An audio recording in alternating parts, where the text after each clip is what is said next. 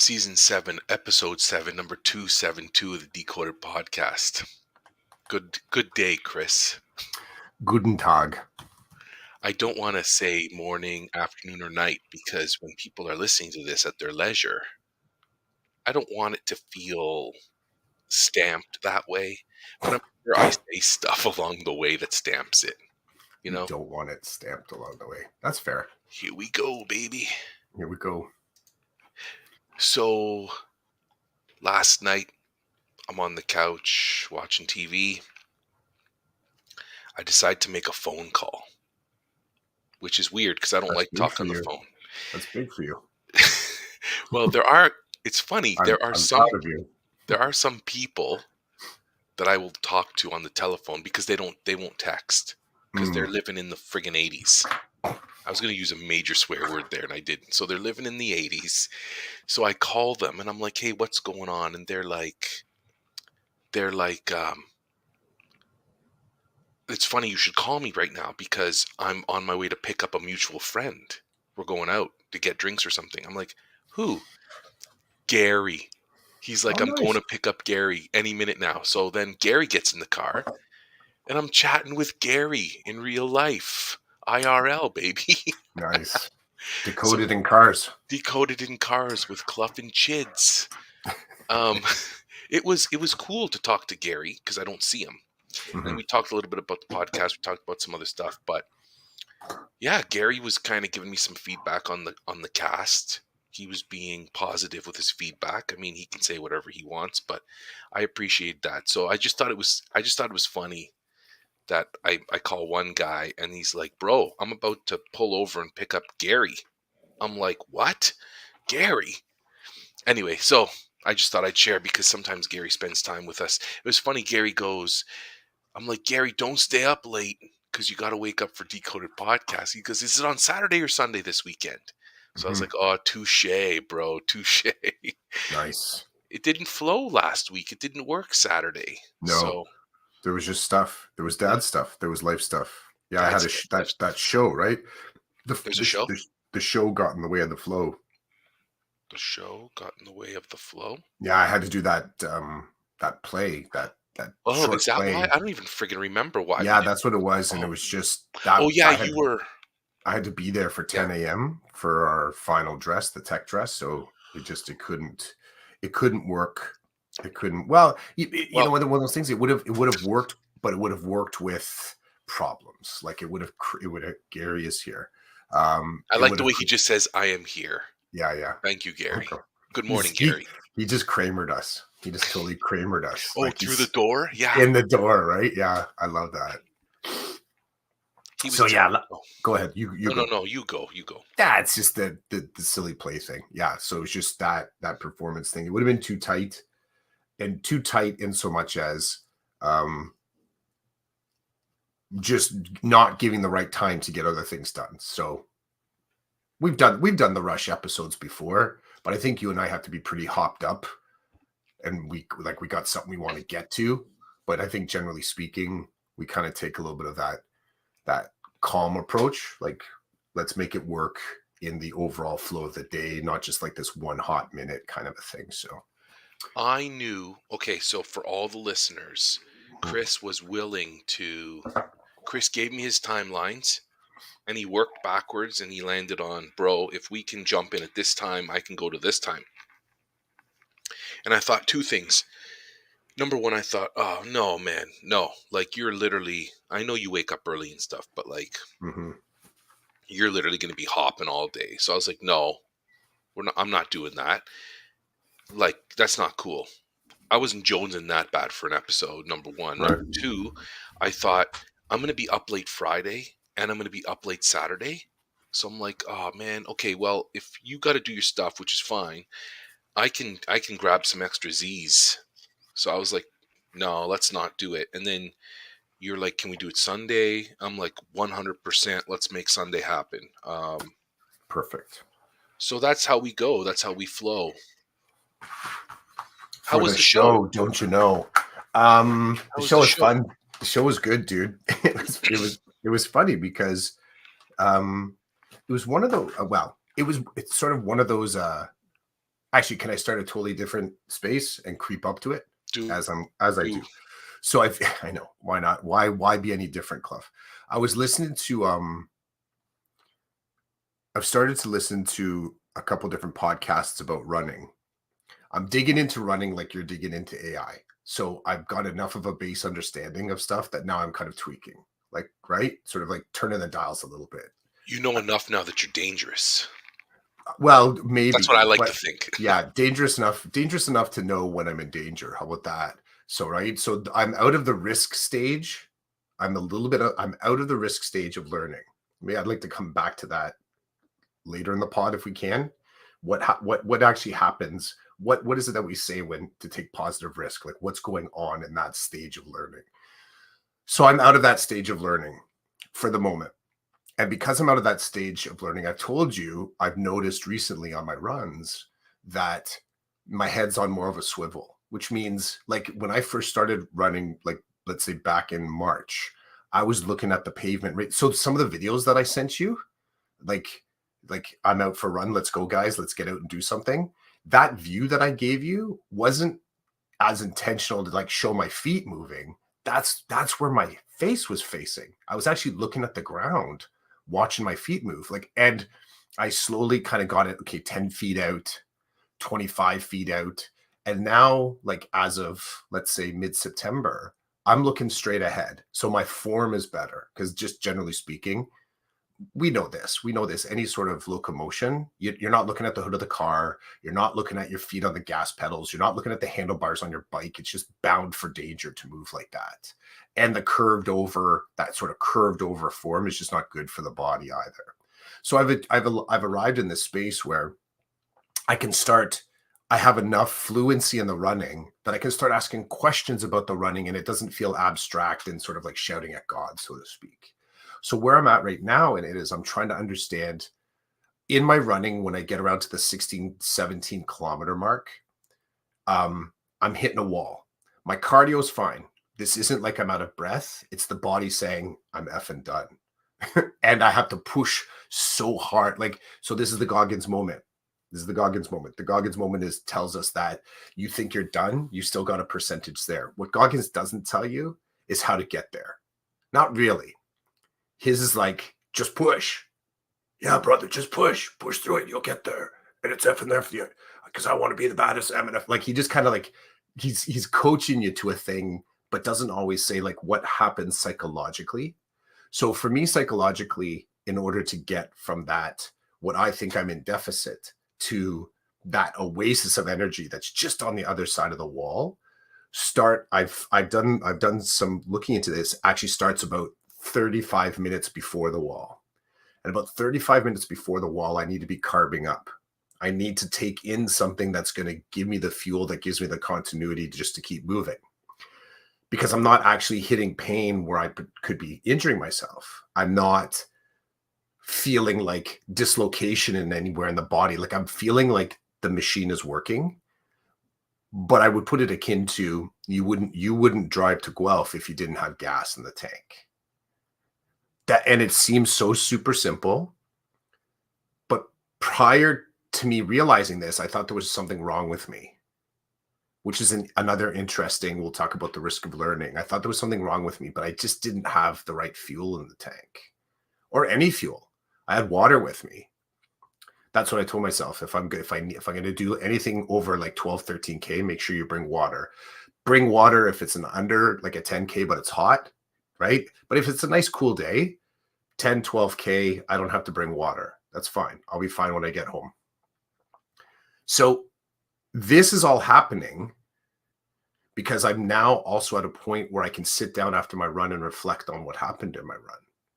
Like I can actually play back some game tape. I'm not just like the effort and the energy of the run is not all being chewed up just by me trying to move my feet. Now that my feet will kind of, the muscle memory is a little bit there. My gait is kind of set. My roots, I know. So I know myself in each of those spaces, for better, for worse. It frees up some of the processor time to think about what happened during that run and to learn from it. And that's a very new space for me. That's a very new space for me for the running. what I like about the question about my performance, so to circle back, is that I like that I've had a week after the performance before I got to tell you about the performance.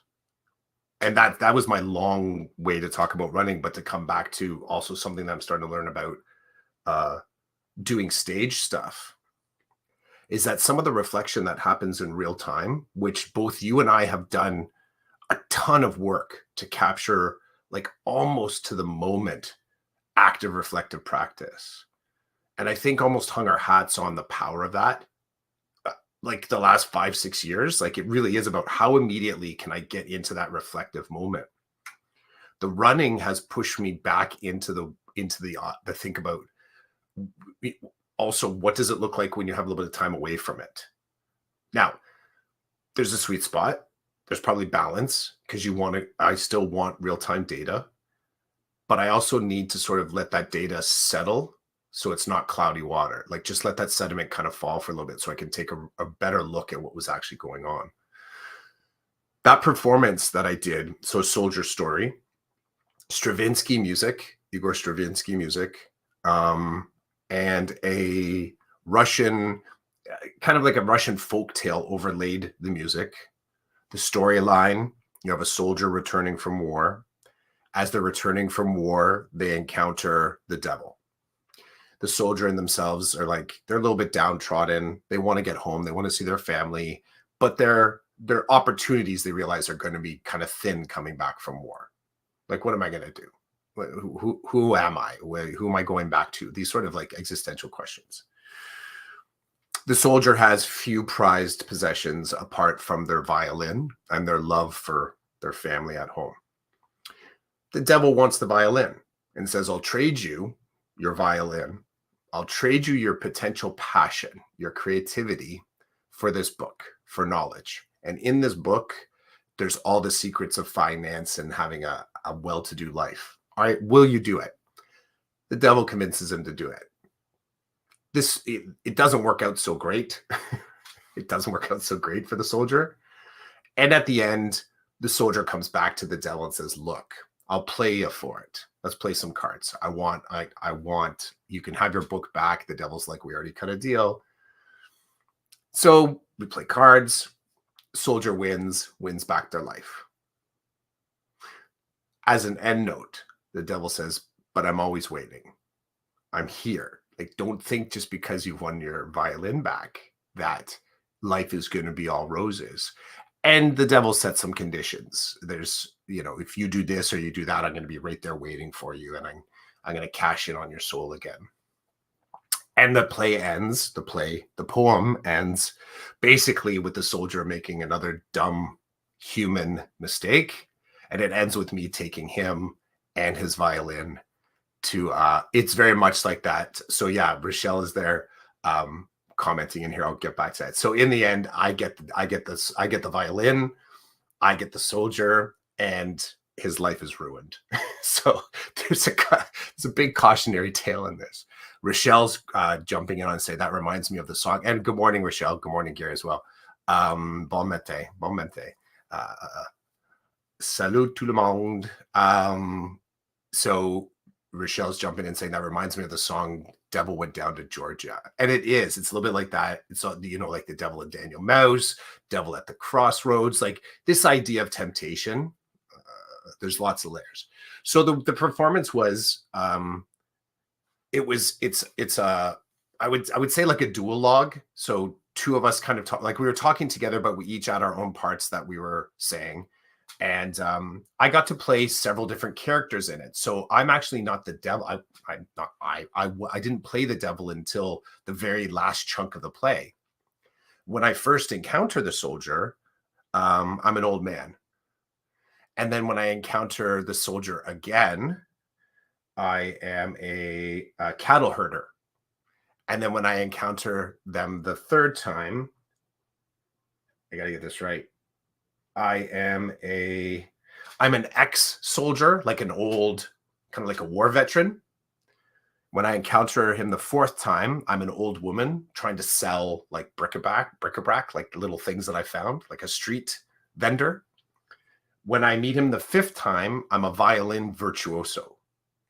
And then when I meet him the final time at the end, when I'm like, "You're effed, buddy," I get to be the devil. And I've mentioned it to you before, like, and you hear actors say these lines I'm about to say, but I don't know if I had a full feel for it. And this after that, letting the sediment settle. This is what I've really come to dig about doing stage performances, is that I keep I keep coming across these really cool projects. These really cool projects, like, and it's when I thought about, like, and you saw my return to stage like almost 2 years ago, right? Like doing in The Lonely Planet. Up to that point, when I thought about stage performance, it was one of two things. It's either a straight ahead play or it's improv. Like I didn't have this idea of the the buffet that's kind of out there, like the different ways to do performance. So, excuse me, being able to play this character or this these characters was, you ask what was it like? It was kind of mind blowing, and it was only one performance. We did one performance of it, and we had 3 rehearsals for it. So I had the script in hand for about 3 weeks. So I was reading it, reading it, and reading it, and reading it just to kind of find my place in it. And then when we got to it, we did it in a library, and it was part of the I forget what it's called, but it was like an arts and culture month in Aurora. So we had the ensemble, the orchestral ensemble, a 7-piecer playing the music of Stravinsky. We had a slide show in the background that were some stills that helped kind of move the story along. And then there was myself, David, who was the soldier, and Judy, who was the narrator. And it was a lot of fun. It was a lot of fun. One of the things that I got to do, I got to roll in some improv because the audience was so close. There were moments in there where, like, when you just, from my experience, dramatic readings, you kind of, there's not a lot of stage business. You sort of stand and you say your lines in character, and then you might sit down. But you know what? I wanted more. So even when I sat down, depending on what happened, okay, I'll give a for instance. So in one of the scenes, when I played the devil, in that moment was kind of drunk. So as I'm sitting there, I sat in character. So what that meant was, as people kind of looked over at me, I had a flask. That was one of my things I had. I'd be sort of giving them a toast, and I was kind of like winking at some of the people in the audience and kind of doing stuff like this, like, giving them the sort of like the emoji heart. So I'm playing with the audience as I'm sitting there. And that was a lot of fun, a lot of fun. So I got to do some improv along the way for the one episode, for this one kind of moment. But it was a blast. But again, tying the running to this, a week later, thinking about the value of that one performance and a really interesting project, the takeaways keep popping up. They keep popping up. And I've realized how much I enjoy going back into going into reflective practice after a distance. And I don't have a time, like there's no set time, do it a week later. But I just found this morning, I was driving, going to get gas. I'm like, that was really cool. That was really, really cool. And I can let go of it because, again, it's just an experience. But when I was thinking about it, I wanted to understand more. I started to think about the staging. I started to think about my characterization. Like what were some good reminders there about what I can use next time? Because at a distance, I could put my head on a swivel and kind of replay the tape and see where some of the stuff could be tweaked. That might have been a mistake. That was good. I should have pushed harder there. Yeah, the game tape. Thanks for asking about that. I really enjoyed it. I see you and I, we talk so often. Mm-hmm. I don't know if I asked how the play went. I don't remember. It was a week ago, and so much happens as we talk. Like yesterday, I was on fire yesterday. I talked to you. I sent you, I don't know how many messages. And by the end of it, I thought, well, between your 6-minute drive home like you're not you're it's going to take you until Sunday to listen to all my messages as I was kind of get in the car, hit record, talk to you, get out of the car, get back in the car, hit record, talk to you. It's like Clough's not going to have time to listen to all this in one shot.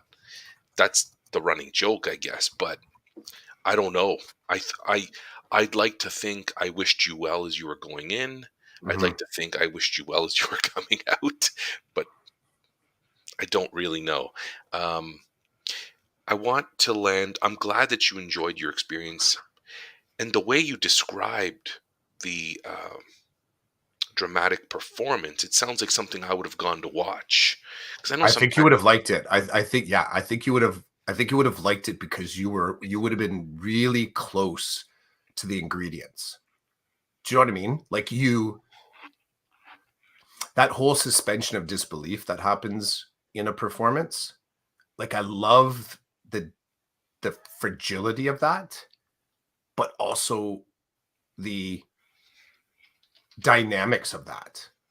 Because you would have been sitting there, no doubt. Like if I had seen you sitting there, I probably would have been making like kissy faces at you, like trying to come on to you, like drunken, kind of like, hey, buddy, I see you. And what I know what I'm doing as a performer is I'm forcing you to make a decision. And this is the thing about performance. I'm forcing you to make a decision. I'm forcing you to into this kind of like dissonance of who are you in that moment? Who are you? And sometimes audience members, students don't know that there's a choice there because the physicality of sitting in a theater, even if it's inside of uh, a library. Damn, I'm having a flashback again. Maybe I'll get to this, but that creates rules in your operating system. It does. I remember I talked about this back in the day. Um, oh, what are those things called? Do you remember me telling you about I did those talks at Markham in Markham, and there are those presentations where you have to just hit play on the slides, and what I are want those to things? call it the Pikachu. Yeah, Pika something. I, Pikachka, Pechik. Pechikinu? Pechikina? Got it. That's why I Somebody want look to it say up for us. Pikachu. You did Pikachu Pikachko, talks. Pikachki. Anyways, I did several of those talks, and one of the ones I was talking about our school system, and I talked about the row on row, like the sort of industrialized version of what a classroom is. And I talked about how putting things in rows, especially if they're sentient and observant, you are able to trigger children, audience members into a mindset, right? And we know from colonialism, industrialization, gentrification, all these things that kind of created our current school system. Though problematic, it was a very efficient way of creating compliant citizens and compliant citizens in this way that they became, you know, trained in military without even realizing they're being trained in military. So these tropes, these life tropes, they play out in other spaces. The fact that you're willing to stand in a line means that school was successful. The fact that you're able to sit in a chair in an auditorium and know that piece of paper that has your ticket number on it, that you're going to take that, you're going to sit in that chair. You also know that when the performance starts, you're expected to sit down and listen. This is like, congratulations, school, you've done a good job, right? That's what you've been trained into. What I love is effing with that as a performer, if I can, if there's the moment to do it. Because you sitting in that library, I would have put you in a decision to decide, are you going to suspend your disbelief or are you not going to? I'm going to put you in this moment of to decide what's more valuable to you, to see Clough up there or to see the devil. And I always think to play that with the audience is a gift because it is so automatic sometimes when we go in there. It's also why I don't get too stressed out if a phone rings. I don't get too stressed out if the audience is talking. I don't get too stressed out. Like as I was sitting there, this little kid walked up. So I'm about to deliver my lines. And this little, like probably 3 or 4 year old got away from the parent and just kind of wobbled up. Now we're doing a performance in the middle of a library. This is not, there's nothing austere about this. There's nothing protected. There's no force shields here. We're doing we're saying words in the middle of a big group, but there's so many really cool agreements that are cracking off in this moment that some of them are necessary in order for the performance to continue, but so many of them are actually negotiable. And I love the opportunity to remind the audience that this moment is negotiable. What are you going to do with it? Are you going to keep believing me as the devil? Is that a better thing for you to do? Or do you want to see the fact that I just kind of like, I pulled something off the side of my face that you decide, is that the devil doing it? There was something like stuck to it. It was on my toque, and I was rubbing the side of my face, and I actually pulled something off. And as I looked at it, people are watching me look at my finger. It was like a piece of tissue or something. And I just kind of dropped it on the floor. I'm like, oh, damn. My brain's like, do I make that a part of the actual performance, or I just leave it as is? I'll let the audience decide. So where you started, would you have liked it? Yes. Would you have not liked it? Yes. Would I have tried to put you in that decision mode so it's not passive, it's active? Yes. And I think a week later, that's what I was reminded of. And I think that's what reminded me about what is the thing about performance? Like what is the relationship I want to be in? I want to be in that relationship with my audience members, where I feel like it's not just me like pushing it at you. Take it in, take it in, take it in. I want it. I have to push it out, but I want the haptic response. Is it landing? Am I getting a little bit like is it pushing back on me? If I push a little bit harder, do I get like a sense of that intensity growing? It's getting kind of abstract at this point, but this is the I think this is part of the thing that makes people want to come back to theater, is that they feel like they're in this relationship with the energy of the performance. And some buy into it quicker than others, and some never buy into it. But if you're the observers of that moment, I feel like there's a gift there. It's like reflective practice happening around you, and it's not yours. It's just happening around you. So there's a few points that I could jump into, and I'm gonna go backwards. I'm gonna start with the theater, and I know that energy you're talking about because that's what brings me to the theater. That craving of that energy, experiencing the moment, this business of you and other actors just doing your craft, doing your thing as a telephone rings or a kid walks up to the stage. You just keep doing your thing. You know what your job is, you know what you're doing in that moment, and you're in the moment, and so you just keep doing it. It reminds me, the connection I make is when I'm yesterday I was in a school library working with my student, and a class came into the library, and it was a young class like grade 1 or 2, and they're noisy, and there are students in the class with special needs who are yelling, like they're excited, right? But they're not walking in quiet and whatever. And my student looks at me and says, is this going to be a problem? And I chuckled. I'm like, this isn't a problem. This is elementary school. This is what happened. So the kid who's running around screaming, who's excited, that's what happens here. Like, this is where it's supposed to happen. Mhm. And she was looking at me with this weird face, and I'm like, this is elementary school. So it's not the same, but it is the same. I'm in my zone. I'm doing my thing. Doesn't matter what's happening around me, right? I'm focused. Just like you are focused in your performance, but you're not so focused that you don't really know what's happening around you. It's fluid, right? It's fluid. Mhm. Like, the telephone could ring, or a kid could walk up to the stage, look up at you and say something, and as you're performing, you could work that in somehow, depending on the moment and the flow. Like, you're open to that. You're not so rigid. You're not so rigid that you're like, oh, I don't know what to do. Like, if that screaming kid, actually, there was another kid a week ago who came right up and sat at the table where we were working. He got a, he was told, his instructions were, get your book and then go find a place to sit. I was sitting in the farthest corner with this student.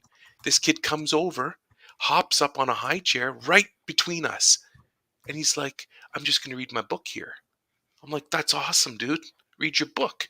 Teacher comes over. I'm really sorry. No, there's no reason to be sorry. I'm in his space. If he's comfortable enough to come sit with me and a grade 8 student, who am I to say anything? Like, yeah, sure, you want to sit and read your book here, that's fine. Um, we worked him in. We were talking about some stuff, and then we incorporated him into what we were doing, and he was happy to jump in and then happy to go back to his book. I just feel like I like the word fluency. So there's reflective practice, there's risk, there's fluency. Now, I want to talk about risk for a second. So I've been really digging into paying attention to and reading about learning and the messiness of learning, because I find myself here, let me do this. I find myself in the middle of that messiness a lot lately. And I keep having to remind myself that it's okay. It's okay to be in that fog. I'm in a fog, and I know that before I went into the fog, I knew what I was looking for. I'm looking to gain more knowledge in you know um, whatever the topic is, topic X. So I'm in the middle of it. Now, what I'm noticing is when people step into the fog and then they step out, they're like, "Yeah, I can't be in that space. I can't see in front of me. I can't see behind me. I can't do this. I'm not doing this." It's like, well, you know that eventually you're going to come out of that fog, right?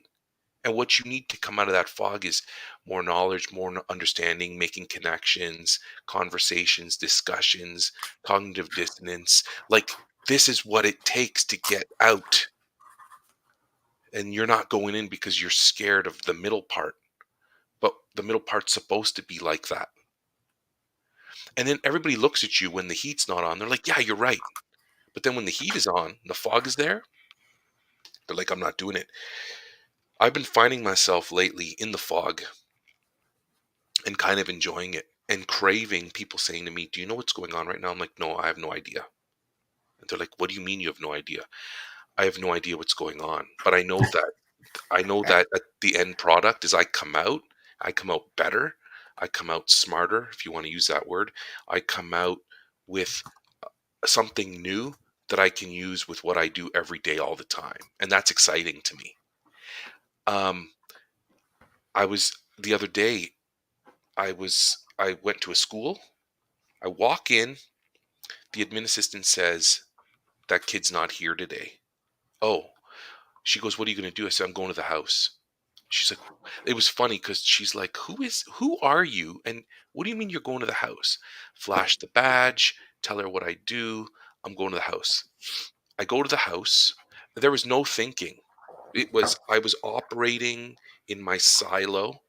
I put the address in my GPS, go to the house, knock on the door. I was warned that there was a dog there, I was paying attention to, like, okay, I hope this thing doesn't eat me. Kid comes to the door. We have a quick exchange. The dog, I was expecting like a monster. The way that the mom told me about this dog, I was expecting a beast. The way it was yapping, it sounded like it was this big. I'm like, okay. Talk to the kid, get back in the car, drive back to the school.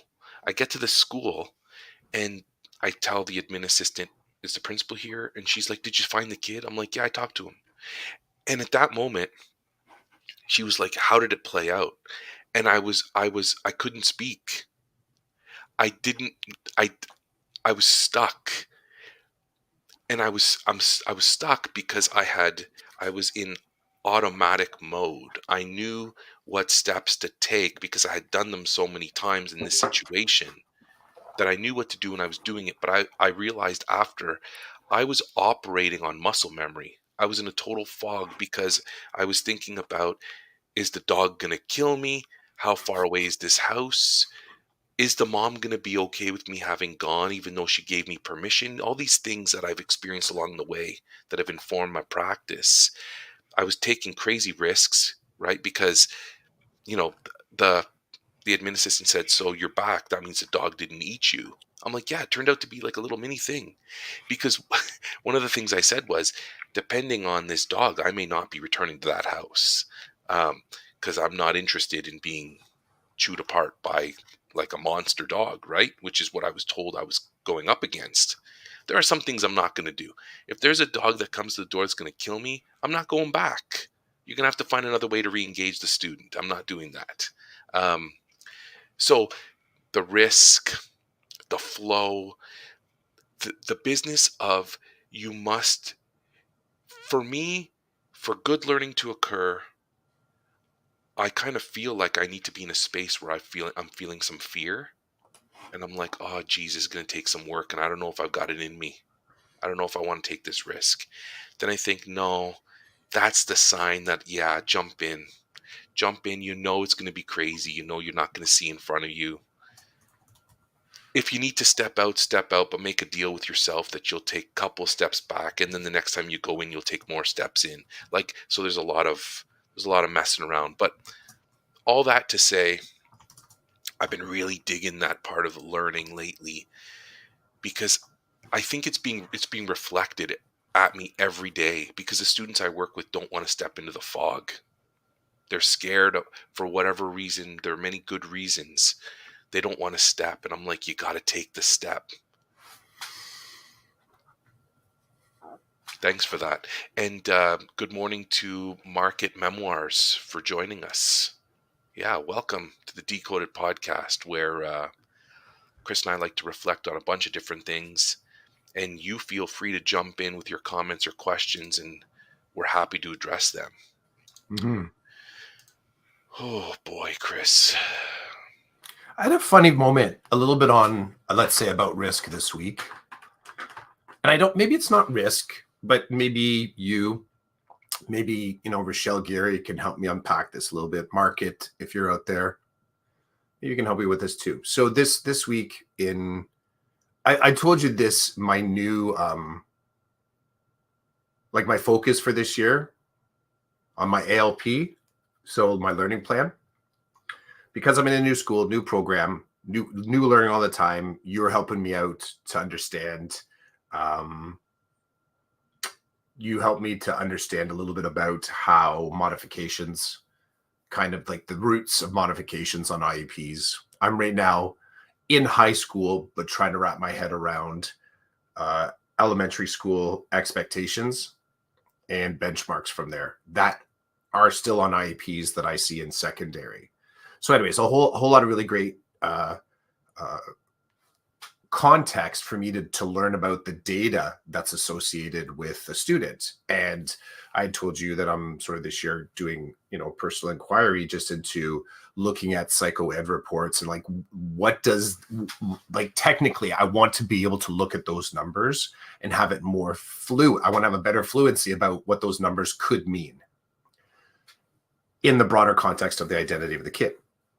So my brain is constantly like using these metrics in real time as I'm interacting with the kids, right? So I'm trying to access this stuff so it's useful, not just like dead knowledge.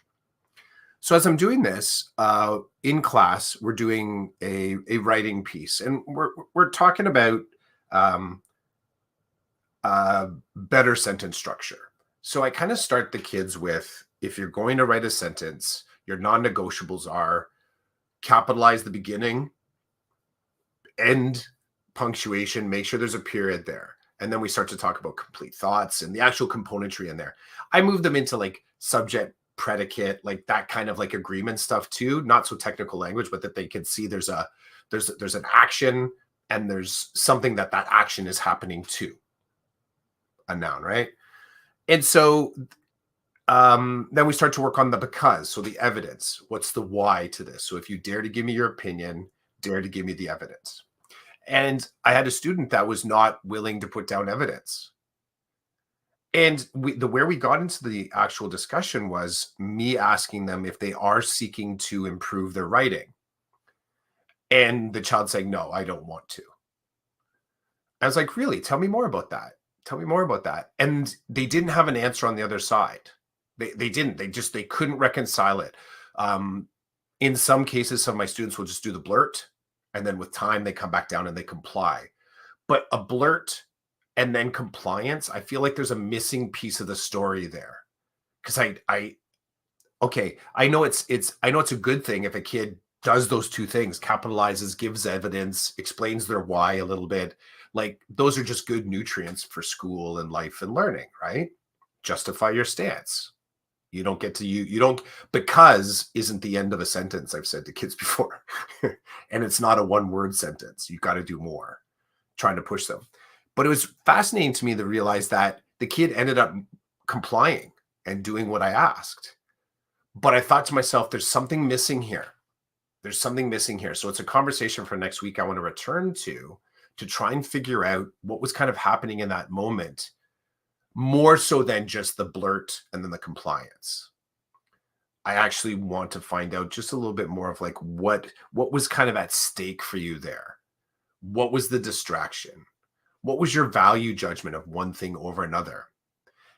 Eventually I get to probably why they complied, but I think I want to try and help I want to try and help. Well, I'm going to be selfish, teacher selfish. I want to know. I just want to know. And it might not work out. There might not be a way for me to have this discussion. Remember, like we just started, I just did a 15-minute TED talk talking about taking time from a moment and then looking back on it. Now there's probably an outer rim to that efficacy, as in, when that email shows up 10 years from now that you set up last week, I think the it's not, I don't know. Well, if I know me like I know me now, I'm not going to go back and rewatch our episode, but I can be like, oh, dude, there's the email. Oh yeah, I remember you. Like, it's going to be like that. So there is probably like an outer rim to reflective practice where you're no longer actually data mining for stuff. You're just using it as fuel to move forward. Like it has a forward trajectory. There's not, you can't go too far back. For me. So me being able to have this conversation with the kid next week might result in nothing. And this has to do with working memory and long-term memory, like the kid's ability. Like I just have to maybe next time watch when the kid said, nope, not going to do it. I don't want to improve. I didn't take, when the kid said it, I took it as an honest statement. So I didn't take it as an inflammatory, as in like sassy. There was nothing spicy to it. I actually took it as honest truth that the kid actually doesn't want to improve. I have suspicions as to why, because to improve, there's commitment, right? There's planning, there's rigor. So without going dark, like was there an aversion to that? Was there an aversion to the expectation? Was there an aversion to the relationship? I like that. I like sort of like trying to see where I'm not going to force the moment to harmonize, but I feel like I'm missing some data in there in order to help the kid, which is ultimately whether the kid likes it or not. I'm not gonna stop helping. I'm not gonna stop helping. Improvement means work. Like Mhm. there's no way around it. And sometimes it's funny, if you ask them, do you want to improve? They'll probably say yes. But then when they find out what they have to do to improve, then it's like, whoa, yeah, I don't know. Maybe it's nice to just stay where I'm at. It's like, we can't do that as teachers. You're gonna get pushed as it's in an appropriate way. And it's funny, probably like you, I like to mark those moments where I say to the kid, okay, you're ready for the next level. And they're like, no, I'm not. I'm like, yeah, you are. Here And we go. I can spit it out for you and tell you about my observations and experiences. And then I'm going to push you. You're getting pushed forward, whether you like it or not. Now, I've discovered that sometimes they're like, that means that you're going to stop visiting, because some of them like my visits. I'm like, well, there is a natural progression. You're not going to want me to visit after a certain while. You're just going to want to be doing your thing, right? Evolution, change. It's funny. I told one kid this week, I'm like, I gotta pull back on visiting you. You're doing really well. You don't need me in your face. You need to be in math class. And they're looking at me like, and I'm like, yeah, I know it sucks for me too, kid. Like, we got a good relationship, but you're on the right path. I'm here to keep you moving, but I got other kids who don't even know where the path is. I got to give them some time, right? And they're like, yeah, that makes sense. Just like you gave me time, you need to give it to others. I'm like, you're ready. You're ready for the push. Um, I want to shout out to Market Memoirs. He says, great catching you guys live. It's Hemi. So Hemi, at Hemi137 on Twitter, is a cool cat. He's a digital artist, stock market. He does stock market analysis, and he's part of a crew of guys that I kind of follow, the Wild Cards show. So Hemi, it's great to have you here. He's a great ex connection, right? He's kind. He shares. What can you ask for in a digital friend? So welcome, Hemi. It's good to have you. Rochelle says to improve, there's an element of risk, 100%. And I got to tell you, this element of risk can be. I told Chris a story that I'm not going to share here. I experienced something where someone said something to me. I think they stepped over a line. I'm going to do this. I think they stepped over a line. I shared with Chris. Am I bothered? I'm not bothered, but I recognize that someone stepped over a line, and I kind of think it's inappropriate. With me, it's okay. I'm not doing anything with it. But if they do it to somebody else who's really offended or really upset about it, it's going to cause problems. When I returned to that school, I had a thing. As I was walking to the building, I looked. Well, Chris will know. I looked at my clothing, and I was like, I said to myself, Roland, are you good? Roland, are you good? And the answer was, yeah, I'm good. And so I walked in not knowing how I was going to be greeted or whether that same person was going to make another comment about something about me. And it's like, I was taking a risk. I'm learning. I need to be comfortable with who I am. If I can do that, then it doesn't matter what's happening around me, that storm that's happening, other people's issues. They can do whatever they want with their issues. Am I good to go? This is hard. I'm middle-aged, and I'm finding it hard. And I think I'm finding it hard because I'm not ignoring it. I'm dealing with it. I'm telling you, man, I'm looking into a mirror every time I work with one of my students. Everything I see in them, I'm like, I see it. I've been there. I'm still there sometimes. But you can't, if you let that stuff hamper you when you're 12 and 13, like, man, it's not the time to be stunted. So we have to remember it's important. It's important for us to foster the risk taking. And my philosophy of school is that it's the place where we're supposed to mess up, and it's the place where these things should be okay. So when you shame somebody,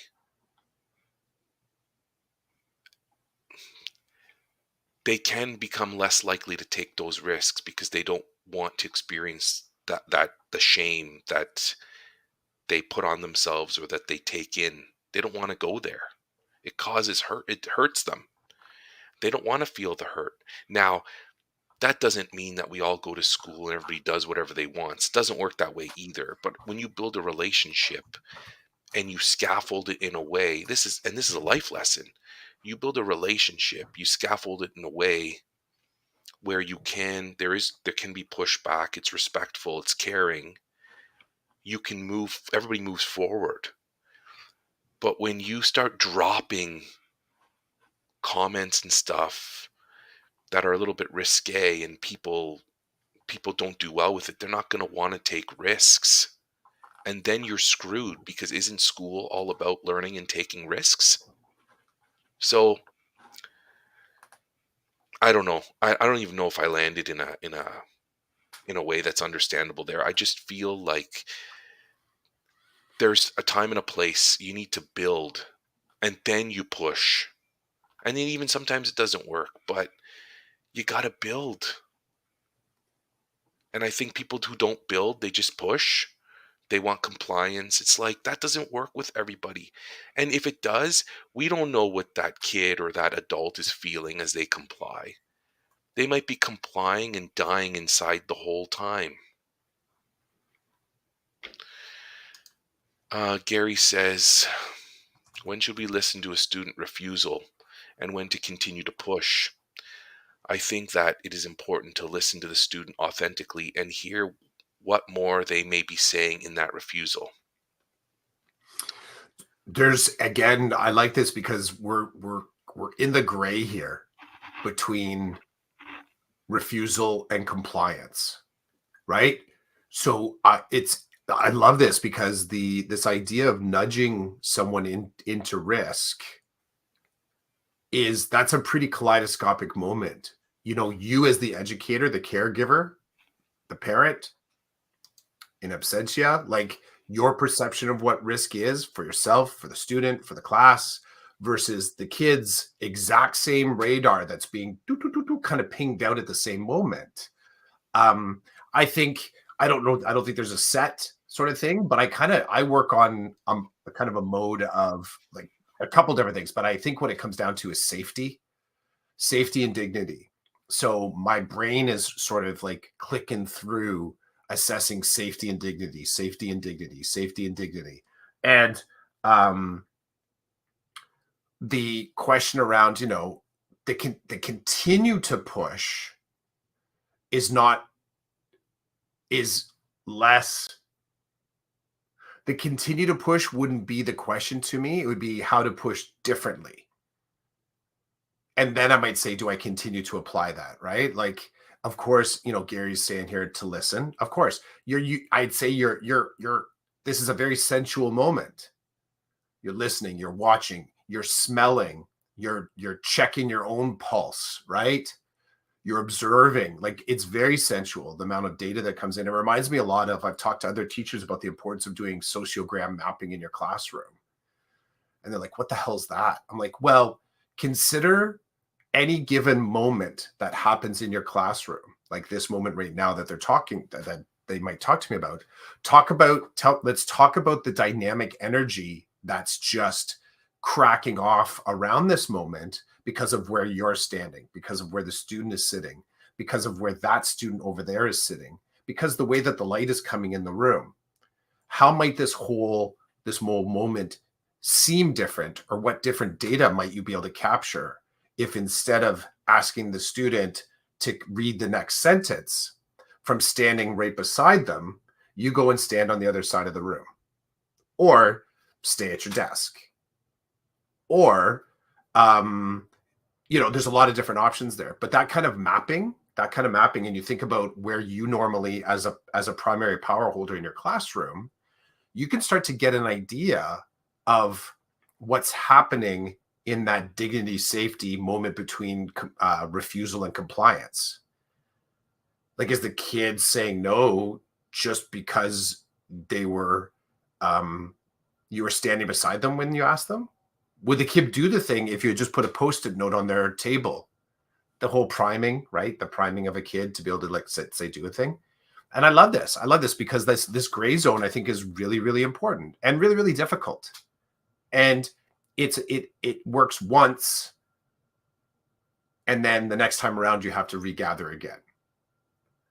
So safety and dignity, I think, is where when I think about the risk factor, safety and dignity is kind of my starting point, I guess. I want to respond in a way, but I want to include these comments. So Rochelle was responding to Gary's comment, very true, that she had a situation like that yesterday. She said to me, depends on the teacher. And then, thank you, Hemi. I don't know if Hemi's still here, but thanks for checking us out. He's saying that allowing a kid independence is one of the hardest things, but it's much needed for young kids. So here's where I land with all of that. I like to start with, and I don't, and I did this when I was a classroom teacher, so I'm not going to pretend like I just learned this now. I think this is part of who I am as a teacher. I would let that kid have their moment of um, like being stuck, lack of compliance, whatever you want to call it. And then I let them have their moment, and then I investigate as relationally as I can what's going on, what's keeping you from complying. And then I think, okay, am I really forcing them to do something? What am I doing here? What's the purpose here? So I start with my why. Is my why legit, or is my why just, there have been times where I've said to my students, listen, Mr. C's about to blow. There are things happening around us right now, and I'm struggling. So I would appreciate it if you did this, this, and this, so I can get back into gear, and then I can come back at you. But right now I need a couple of things from you. And I would say most of the time they would comply with that, because they're like, okay, our teacher's not in a good place. He's modeling for us, like he's respectfully sharing he's not in a good place. He needs to reset. We can help him reset, and then we're all good to go. Because when they start doing that to me, I'm like, go do what you need to do. Are you going to stay in the room? Yes. Okay. Where? Over here. Go. Take what you need. Go do your thing. Reset. Come back. Talk to me. I'm doing the same thing that I tell them to do. Right. So I kind of examine my why, and then I'll bring them over, or I'll go to them and I'll say, okay, what's going on? Like, this isn't cool. What's going on? Then usually they'll start to break it down. And then I'm like, okay, let's rebuild this back in a way that works for you. Ultimately, I'm going to need to sit down with you and talk to you about this mathematics, and what your understanding is of it, how best you can demonstrate your understanding, and what I need to do to help you. That takes time, and sometimes teachers are stressed out and they feel like they don't have the time to do it, but it takes time. And if you do that early and often enough with people that need it, they start to see that you really do care. You really do care that they take risks. You really do care that we can use their failure to move them forward. So fast forward to today, where we have kids that say, I'm not going to school and you can't make me. Holy cow, right? Because you and I and Rochelle and Gary have seen it from the beginning. We've seen students say to us, I'm not doing that, or they ramp up their behavior. There needs to be this respect and relation, so that the kid says to you, yeah, I'm not doing this. Okay, well, what are you going to do? How are you going to demonstrate your learning? How are you going to make best use of the next 13 minutes that everybody else is focused on doing the work? What are you doing? Like, I'm game if you've got some suggestions. If you're going to, and hilariously, some of them come to me and say, Mr. C, or have said, I don't want to do that.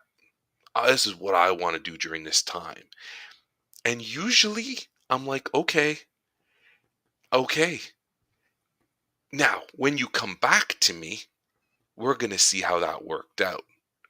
And if it didn't work out, then Mr. I'm going to take more of a leadership role in telling you what to do, right? Instead of just letting you be independent. Like, I'm giving you the rope. What are you going to do with it? I have those, now that I look back on them, those are the best moments, because kids are like, Mr. C, I don't like writing. Like, they come to you with a sales pitch. And I'm like, this is good, because this is life. How are you going to do this work? How are you going to make it happen? Why are you not complying? What is it about the situation or the moment or whatever it is? But I got to tell you, so I'll drop the hammer, and they know this. If I let you go and do that half a dozen times, and you're wasting your time, and you're trying to pull a fast one past me, I'm going to let you have a bunch of those opportunities, and then I'm going to drop the hammer. and everybody knows that's what's going to happen. That's not a secret. Like I will give you this freedom, this independence, and I build it with you. Because some people can't just go; they'll lose their minds. They need more. They need me to be around. But if you're dropping the ball, I'm going to step in and I'm going to drop the hammer, and we're going to have to take some steps back. So there's that give and take. That Gary, that's what I say. So students that I work with now, we do the same. I do the same thing. I say, I'll be back Thursday. Are you going to be here Thursday? They say, yeah. I say, really? Yeah. You better be here Thursday. Because I'm like, I literally pull out the phone and in front of them, I put it in the calendar. I'm like, this is going to be your hour. Don't mess around with that. Because I'm telling you right now, if you think you're not going to make it Thursday, I prefer that you tell me that now. That you say, I want to be here, Mr. C, but I'm not sure if it's going to work. Sometimes kids will say to me, okay, I intend to be here, but Mr. C, I don't know what's going to happen when I wake up Thursday. I'm like, 2 thumbs up. I'll just come to your front door then. The ones that know me know, if you tell me something and you don't do it, and there's not a good reason, I'm going to drop the hammer. That's how I operate. And I try to be transparent about that. Don't do that to me. Don't make me drive out wherever. And then I get here and I find out you stayed up too late to play video games. You stayed up late, but you told me you were going to be here.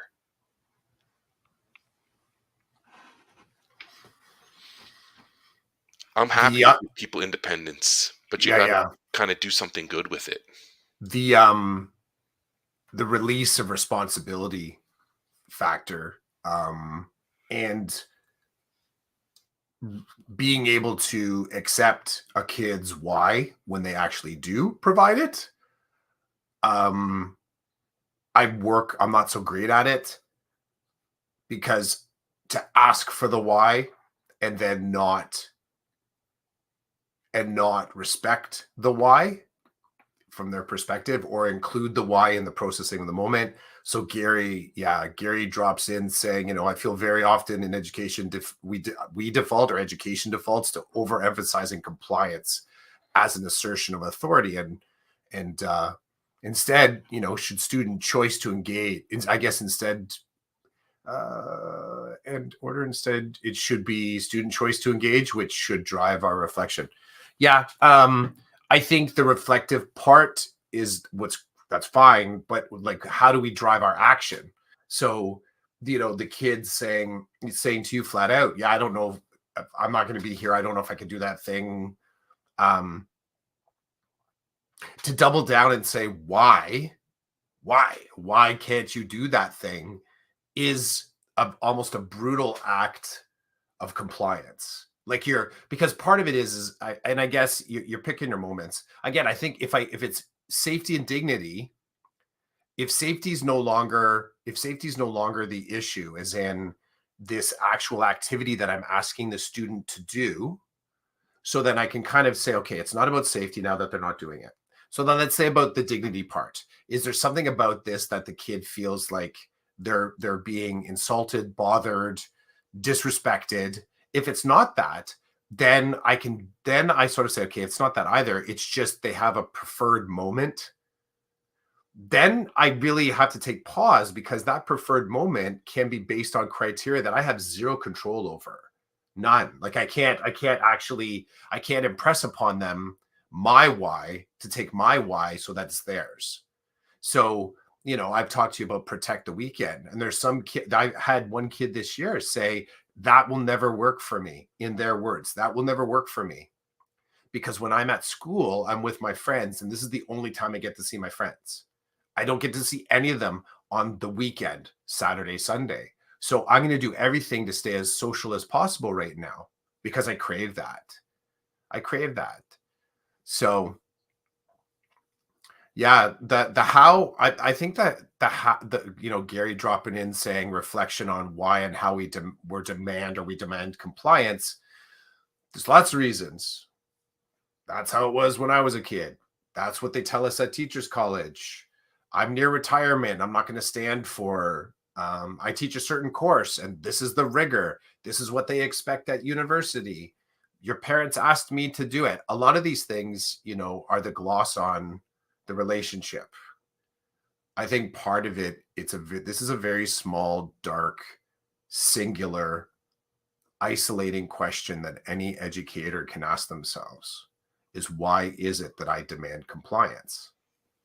And I think that to sort of spend some time there without the distraction of students, administrators, curriculum. This is your 30-minute walk. Go take your friggin' 30-minute walk and allow the outside to give you an answer. There's Gary, I'll give you this one thing. It's a reflective. I like you say reflection. So I'm going to mention a reflective practice tool. And it comes from a book called Noticing, and Chids has seen this, and a good friend, Melanie White, gifted it to me, and it's fantastic. There's 130 different ways to notice. It's kind of like different activities you can do to get yourself to almost disassociate from the clutter in your head, to be able to see all the puzzle pieces, or many of them, or to see the different facets of something, to pull the kaleidoscopic thing apart so that you can put it back together in a way that you choose. And one of the tools that it asks in there, and this is fantastic because this has happened to me, but from a passive perspective. Have you ever been out walking somewhere and you notice a thing and you sort of attribute the importance or the learning? You're like, right, that's the name of the guy that was on the podcast, Gary. It was Gary on the podcast. And the thing that lit up, Gary on the podcast is that you're walking past a for sale sign, and the dude's name on it is, Harry Smith. But there was something about that sign that just kind of triggered the thinking. You found the answer without looking for it. It sparked some thinking. That's actually a pretty ninja reflective tool if you do it. So that's passive noticing. You make it active. Ask yourself, the moment you step out the door, my inquiry question, my intention for this walk is to figure out why I demand compliance from my students. And as you take that walk, look for answers in the places around you. Look into the trees, look up at the sky, listen to the water if you're beside the river, watch the traffic, check out your body. But you're always coming back to this question of, why is it that I demand compliance from my students? It might not give you the whole answer, but it's a funny little thing, is that you look for like these clues in your walk, like the universe saying, this is why you look for compliance. It might be the moment that you stop at the corner, and you stop at the corner and there's actually no stop sign there. Just to give you for instance, there's no stop sign there. There's no traffic, but you stop at the corner. Well, there's a really interesting little micro inquiry you can do. Like, why am I actually stopping here? What's the thing that's making me stop at the corner? Are you going back into old operating systems? Like, check, stop, look left, look right, listen, right? Take a second, make sure there's no traffic, check again, then cross. I love that as a reflective practice for noticing. And if you imbue your walk or that movement with an actual question that you want answered, I bet you're going to find clues along the way. It's like someone laid out a breadcrumb trail for you. You'll get one or two ideas. We've got some great comments that I'm going to throw in a second. I just want to say, Do it.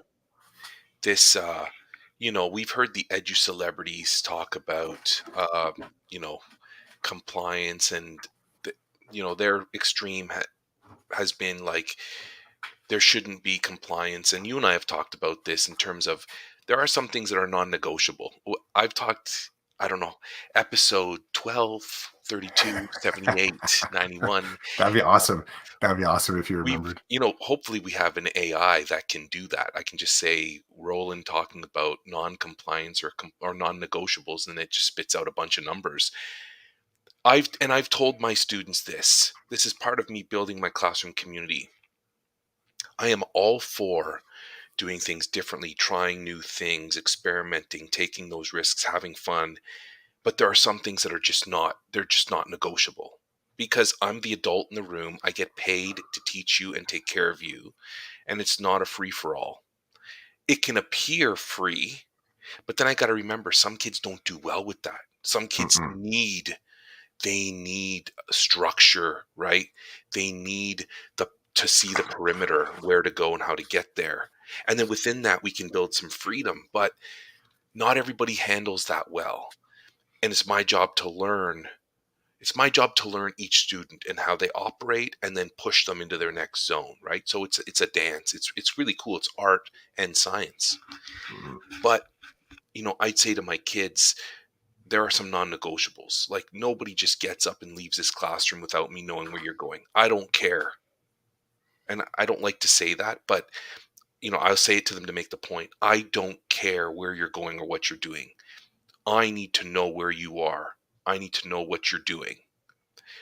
And you know, um, the best is when we've built a pattern of how to operate during certain times, and a kid will come to me and I'll bark at them, and then they'll patiently remind me, "Oh, Mr. C, remember, like, you said we could do these things." And I'm like, "Ah, shoot, I'm sorry.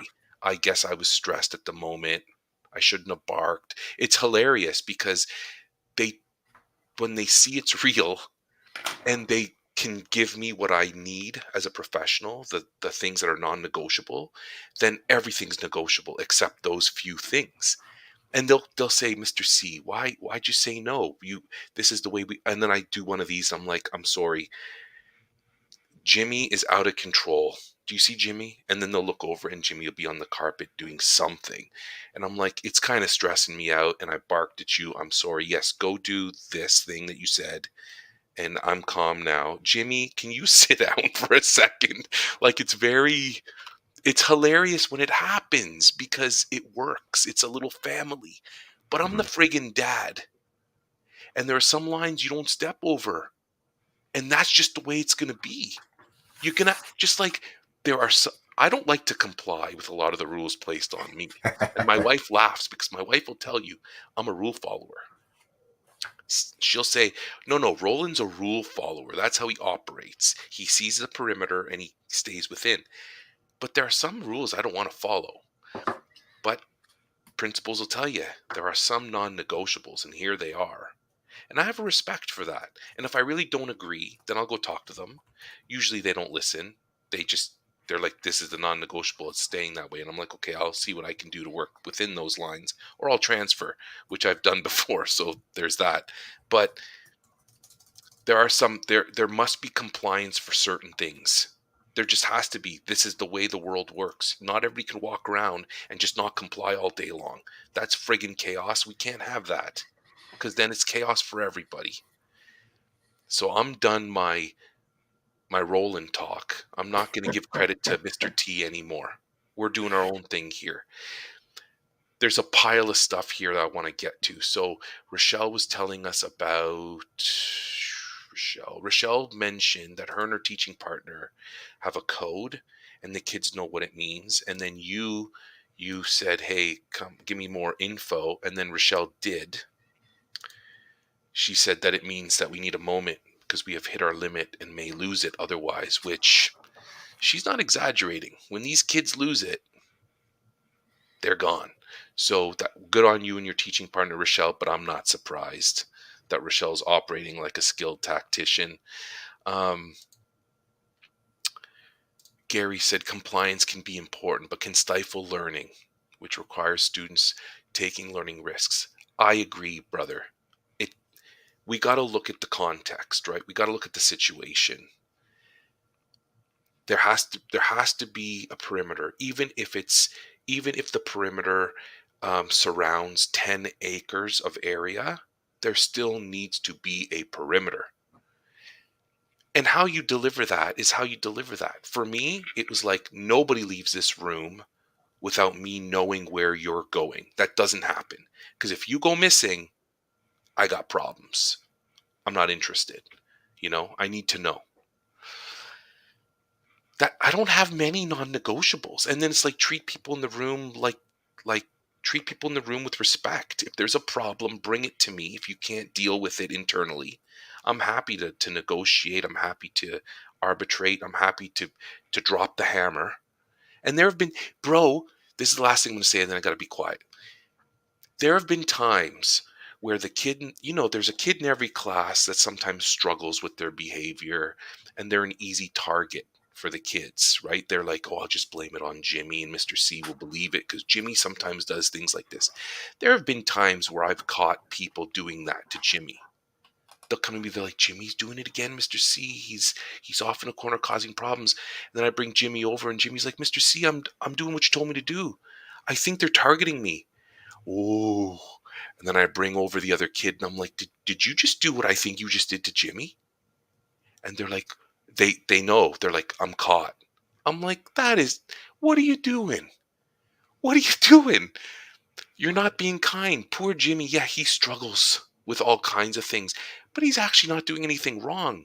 And you're taking advantage. You're trying to use how he normally operates against him. And he's not even doing anything. Why are you doing that? And then we have this great conversation about like, you messed up. You got to fix this. This is not how we operate in my classroom. Do I treat you like this? They're like, no. I'm like, why are you doing that to Jimmy? It's a teachable moment. I don't have many non-negotiables. Now, Rochelle will tell you this too. I said I was going to stop talking, but I want to say Rochelle will tell you, as primary teachers, we provide freedom, but that rein, we can pull back on that instantly. And I have so hard that kids are like, whoa. And I'm like, you can have freedom, but you're also 6 or 7 years old. You're wild. You're a wild horse. We need to train you that in this room, you can have freedom, but it looks a certain way. It has to be earned. We have to build all that. And that's why I hate September, because man, there's a lot to learn at the start of the school year, and you can't force it. Like, it takes time, and we're under the gun. We don't have time, right? Like, it's that conflict of there's no friggin' time. We got to get all this math and literacy done. I got to teach kids how to read. Got to teach kids how to write. I got to teach kids how to be kids. But then I need to remember that I can't force it down their throat. And everybody's at a different spot. So Jimmy, he might not get it till May, but everybody else might pick it up in the middle of October. Rochelle knows. Anybody who's taught primary knows. I'm not saying it doesn't happen in high school. I'm just saying when they're 6 or 7 years old, they're at a different stage than when they're 15 or 16. But I know 15s and 16 sometimes they'll push too. But yeah, 6 or 7, man, start of the school year, it's wild. It's wild.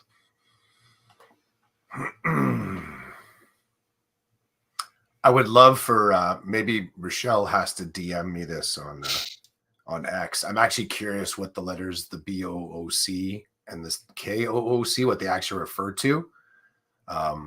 Just that code book and code kook. Is this a verbal cue that you give each other? Is it a look? I was just having a conversation with my partner in the class support staff, and we were talking about how between us we know the difference between the look and the look. That sort of trigger certain operating systems to engage in our classroom.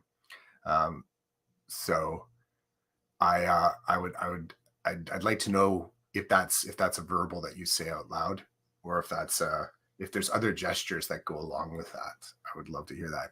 I also just want to circle back to I like Gary's comment a little whiles back about compliance can be important but can stifle learning. I would ask Gary and anyone listening to this pod is to deeply consider the evidence of that thinking. Really, really dig down.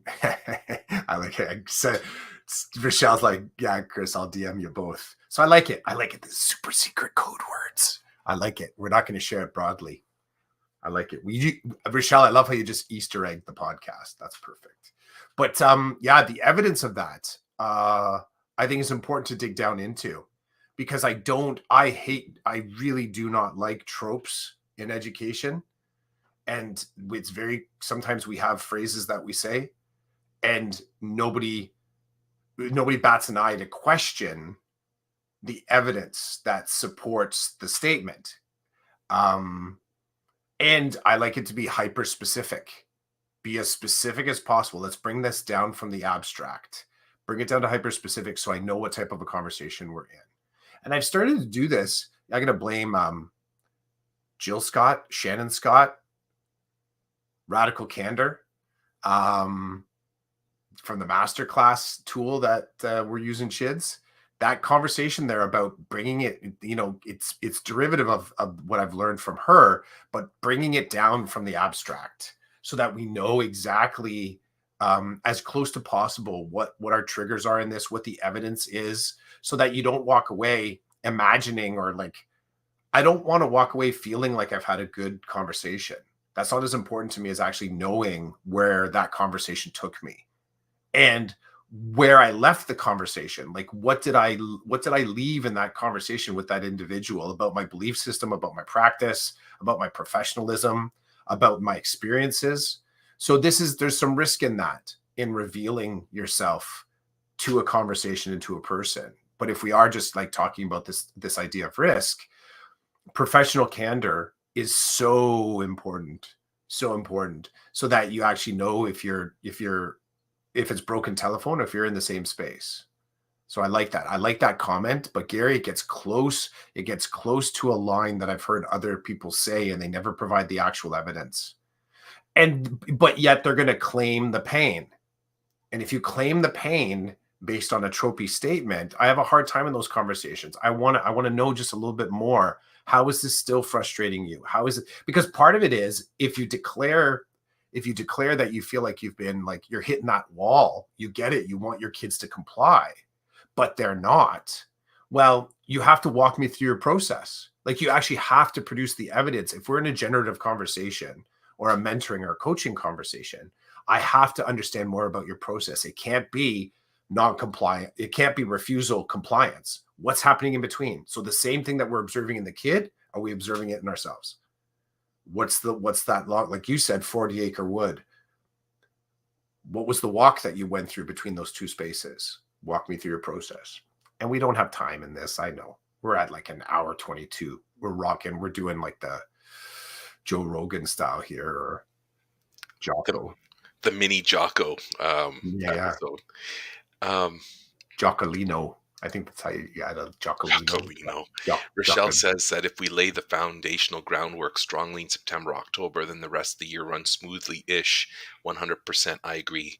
That pain, the start of the school year pain, I got to tell you, it hurts a lot. But especially for me, I watch my colleagues and they're all excited. It's the start of the school year. I'm like, oh my God, go away. I'm not that guy. But you're right, Rochelle. And wow, Rochelle, like, I would see it with when you train them, you train them on taking the risks, you give them technology, and at the beginning they're all focused on technology, but at the end they're just flowing with fluency, using different tools to create different products for different reasons. It's like, it's magical. It's magical. And I don't know if I've told Clough, but there have been a handful of years in my life as a teacher where we get to June and I'm actually upset that the school year's ending, because the kids are on fire with everything, because they know, and they've bought into my philosophy or my vision of what a classroom looks like and how people can operate. And it's friggin' fantastic. There have been, 5 to 7 years where I'm just like, does this really have to end? It does, and they have to move on. So, oh, and Gary says, everybody in student success knows it takes time. Chris and I both know, theoretically, everybody in student success, everybody in special education, everybody in alt ed, right? Like, these are the people that are supposed to know that it takes time.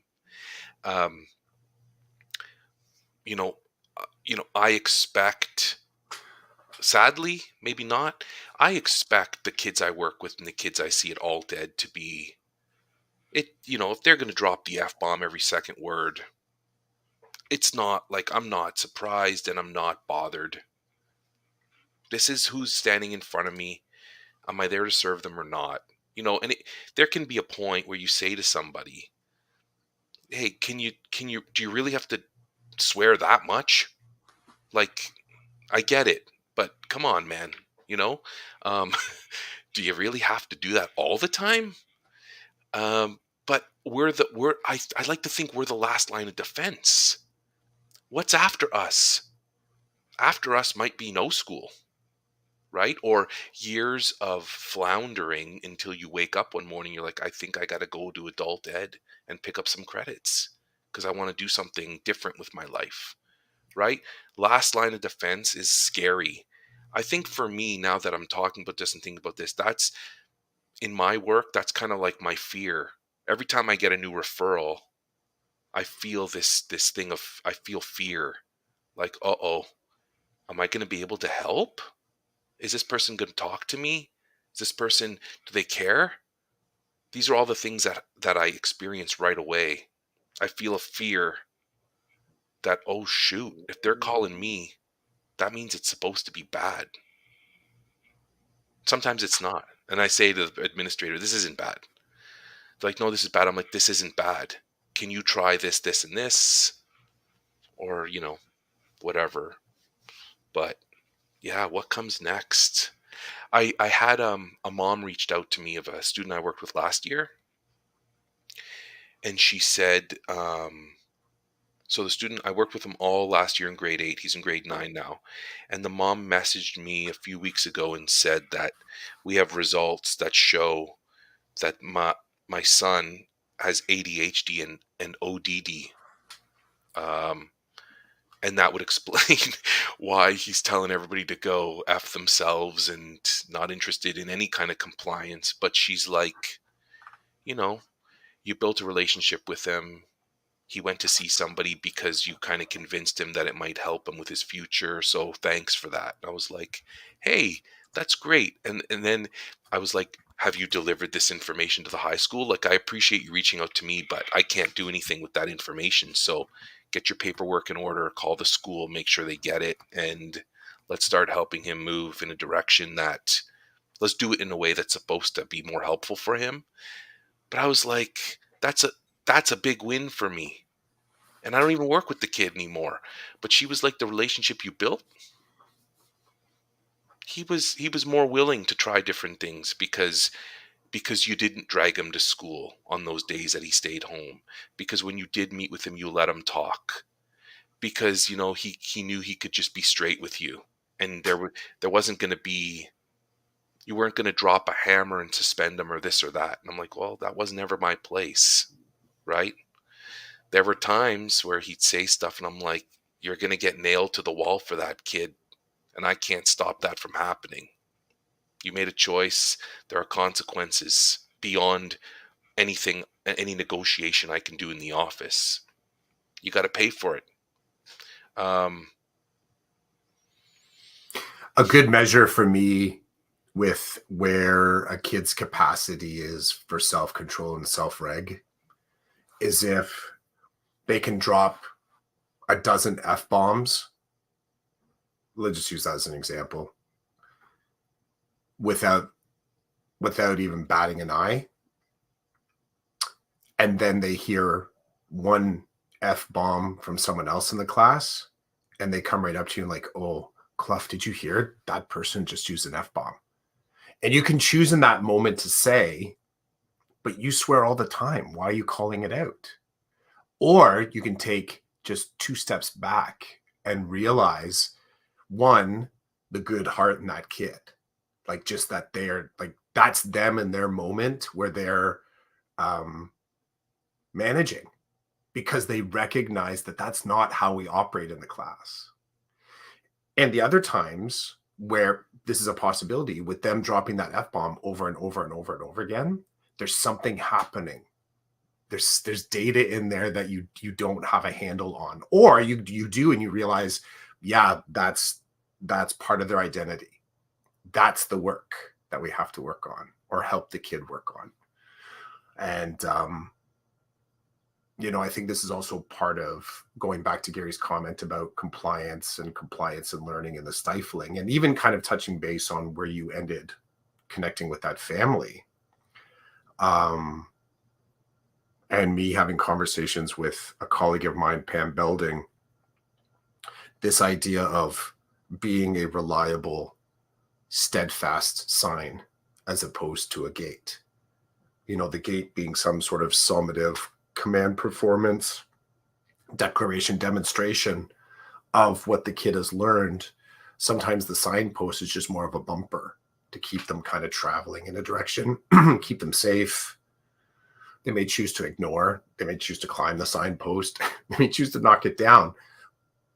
But I've always believed my duty, though, is to just put that sign back in and kind of maintain it, right? The what I would perceive to be non-negotiables are those signposts, and it has to be there for the next kid. So even if one kid knocks it over, you reset and you're like, no, we don't swear. We're not going to swear at each other in this class. Sign gets knocked down. Doop, doop, doop, doop. Just like that sign this morning I was telling you about. It's actually hilarious.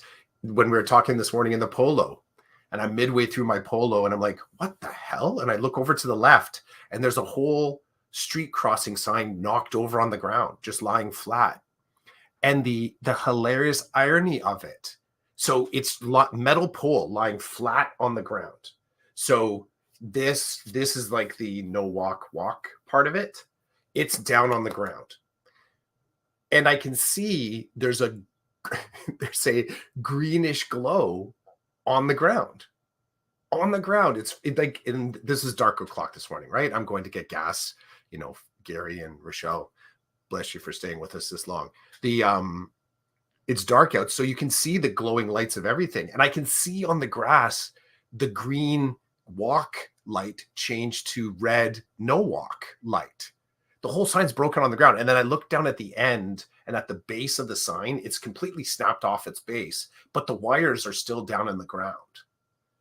And what a great image for how we create these signs in our class, is that even if it is knocked down, like, you're still maintaining, no, we're not going to swear at each other in class. Like, on one part, I'm like, man, that's kind of sad. It's still like it's not doing its total job, but me sitting in the car, I knew what red meant and I knew what green meant. So it was still, even though broken, a reliable indicator of what someone could do at that intersection. They could walk or not walk. And if someone was actually standing on the other side of the curb, the other side of the intersection, you could see from across the road the glow against the grass. So it's still an effective signpost. It's remarkable. I have to go out later on. I'm wondering if, the city will be back to fix it. The other thing too that was kind of interesting about it is I couldn't see there were no dents on the sign. Like, it didn't look like a car hit it. I didn't see any tread marks. There was no damage to the grass. It literally looked like someone kind of went, snapped it off and then laid it on the ground. But like, this metal is like basketball diameter. Like, it's a big post, about maybe 20 feet high. But it looked like it was just face down, like it had passed out on the grass. Some post-university, party. Too many beers. As you talk about the signposts, I just want to go back for a second to this business of a student who may, decide to use the F word every second word. I was just thinking, as you were talking about all that I honor them by allowing them to say their piece, but then moving into a space of, trying to move them forward around the idea that I get that where you come from and how you live daily, that's your common language. I get that.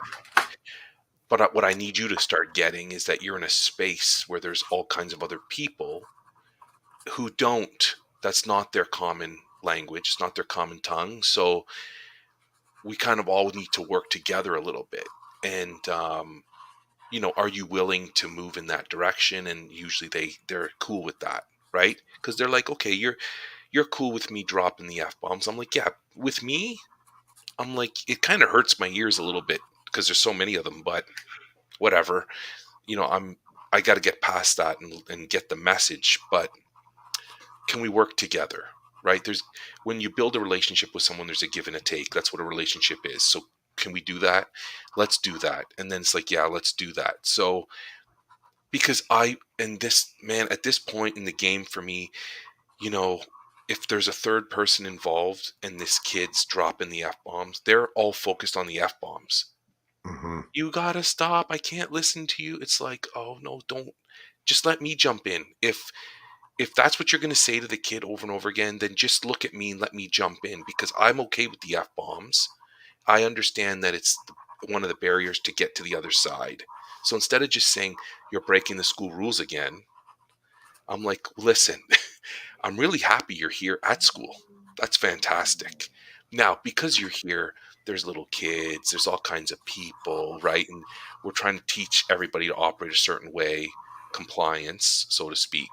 I'm okay with you dropping some of the F-bombs, but you gotta pay some respect to the other people here, because we're all paying you respect by trying to help you here in the building, right? So like, it works sometimes it doesn't, but it's always like, listen, I'll meet you halfway, but I need you to meet me halfway, because I need this person on our side, and they can't seem to get past your F words. So can we find a middle ground? And as I'm talking to you about middle ground, I'm going to talk to them next about middle ground, because we all need to be on the same side. Let's broker a deal here, even if it's short term. But I do feel for these kids when somebody looks at them and they're like, I'm not talking to you when you talk like that. And I'm like, fuck, they're going to turn around and walk out the door. Didn't you want me to bring them in? They're here. And now you're going to toss that? Like, right? There needs to be, in my opinion, some middle ground. And God forbid I tell someone what to do. God forbid I take on some leadership and I operate and act. God forbid. I like this. Go. Just a humorous note. I'm still getting emails from Rochelle's school. The all users emails. Sometimes I just want to hit forward and send it to Rochelle and make a joke, but I don't. Yeah, do reply all. That's like, on one hand, a rookie move, right, and a wrecker move all in one. It's a strategic, tactical move on my part. I want to hit forward and say, Rochelle, make sure you go to the coffee room at this time. They're going to have coffee, Rochelle. Go, be social. And I'm like, no, that's not professional. I can talk about it here on the podcast, but I just won't hit forward. I want to go just to that idea of the F-bombs. We're picking on F-bombs. Sorry, F-bombs. We're picking on you today. But I did have a moment with a student. It was back when I was in the program supporting students that are I saw that. Which one? Respond to all or forward to you? Which one? Yeah, that's a dangerous do it, because if we leave it just as a provocation, Rochelle, I can't. I just want to know what, actually, maybe I'll wait and see which one plays out. But back in the day, talking with a kid that just could not, and it was actually maybe it was even in the IEP documentation. I actually had a code switching book for him. And I would ask him, I was like, okay, this word, I said, just because I'm gonna try and turn you into a bit of a word ninja. It has a lot of different applications. I said, it's like the multi-tool of the English language. They're like, what are you talking about? I'm like, well, every time you say it, I wonder, are you using it as a sex word? Are you using it as like, I'm sad, I'm angry, I'm excited? So sometimes you look angry, but you say the word, and I know the word can sometimes mean like you're happy, like F yeah, like I know, like, so I'm going to put together a little cue book here for you.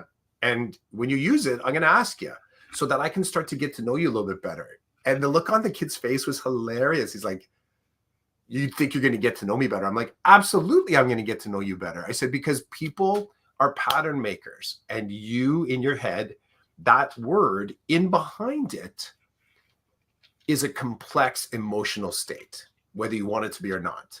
And that emotional state we can map. He's like, what are you talking about mapping? I'm like, okay, thank you for asking. So I did a little exercise on a piece of paper with him. I'm like, okay, here's an event. Here's an event. You have said the F word. Tell me about in this event how you would feel. And it was a simple event. I put down like a birthday party, someone bumps into the hallway. Now, there's an actual very technical other side to this called contingency mapping. And contingency mapping for some students is really useful because they actually don't know cause and effect until they're in the effect. And they actually didn't even see the cause coming, right? So contingency mapping is a technical kind of spec ed tool for some people for life. It's good for anybody to try doing, like mind map out your decision making. But I did that like as in, here's an event. What's the emotions behind the event? You're telling me you're using an F-bomb as like this transport truck kind of like definition. You're steamrolling me with the one word. What's the stuff that's happening behind it? He goes, well, if it's an excited F-bomb, and it kind of put some other words there. If it's an angry, some other words here. But that's where I've done a little bit of work in helping kids move the needle a little bit, realizing that they may not be, because of the volume and the intensity of the word, that actually doesn't define the emotion.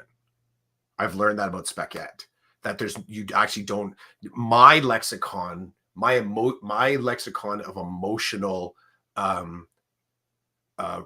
like understanding people's emotional response from physical attributes, I have a limitation as well. I'll start with, my starting point and sort of realizing the differentiation that's necessary here is that for some individuals, when they get nervous, they smile. Now that on one hand, you would say that could be an atypical physiological response to being nervous, but that's a truth for some people. Other people, when they're nervous, anxious, they start to hunch over, right? The body's physical response. So this one kid, this one time, I said, for someone to kind of get you and get where you're coming from. And I said, the purpose for you, if I can make you selfish, is so you can get what you want. I said, there are people that when you say an F you like that, their response is actually to come at you. But if the emotion behind it is that you want to be left alone, it may be more effective to say, could I please be left alone? Right? So I like that. I like that work. I love that kind of work. That is the best work. That's like, I know we're there to teach them content and stuff, but I dig that work. What do we got?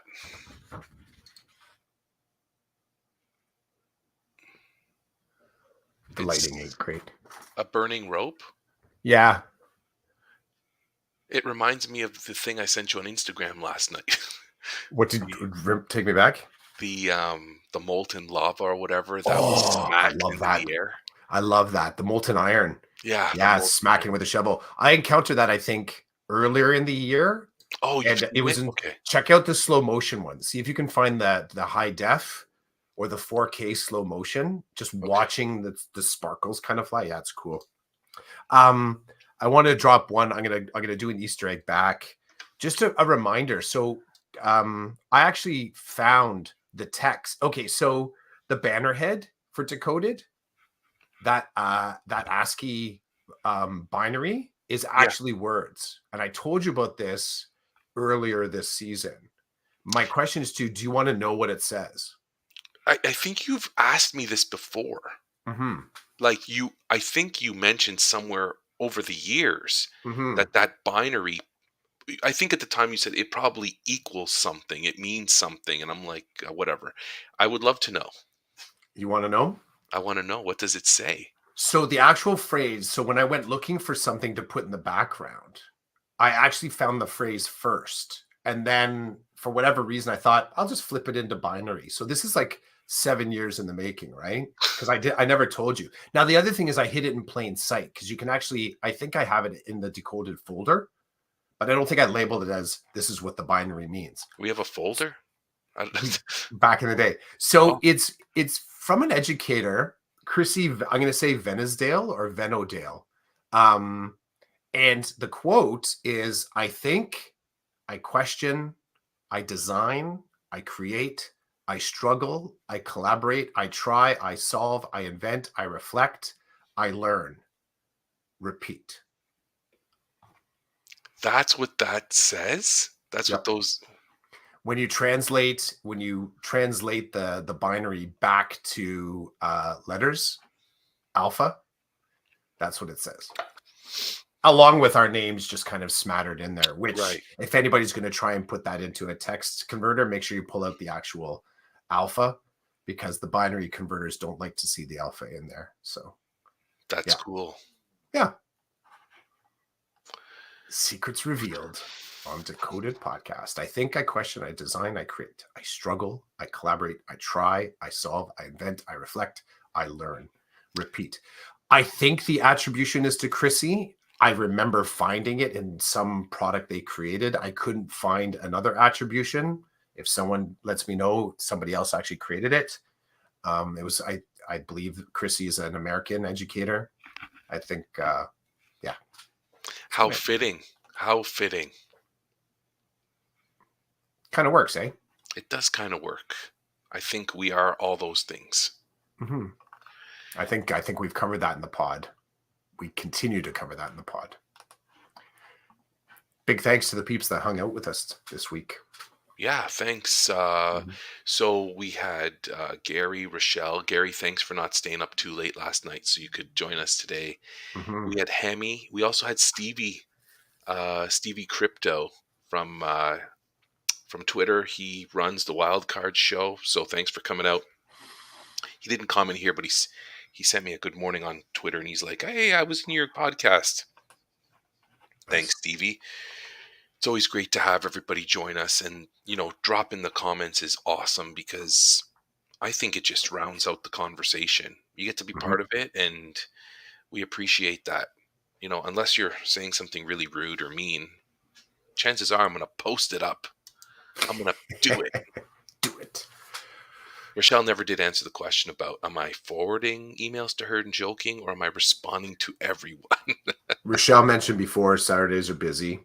You remember the last week was baking, doing cookies, something with one of the kids, kind of doing something there. So She that posted was an cool. image somewhere. Yeah. Yeah, Some cooking in the morning, laptop or something running. So we appreciate we get totally it. appreciate both the coordinating your life to be able to sort of hang with us, and doing it in a way that you can still grab that time with the kids. So that's fantastic. Okay, well, until next time, Chris, this was season 7, episode 7, number 272 of the Decoder podcast. Mm-hmm. Have a good one. Peace, man.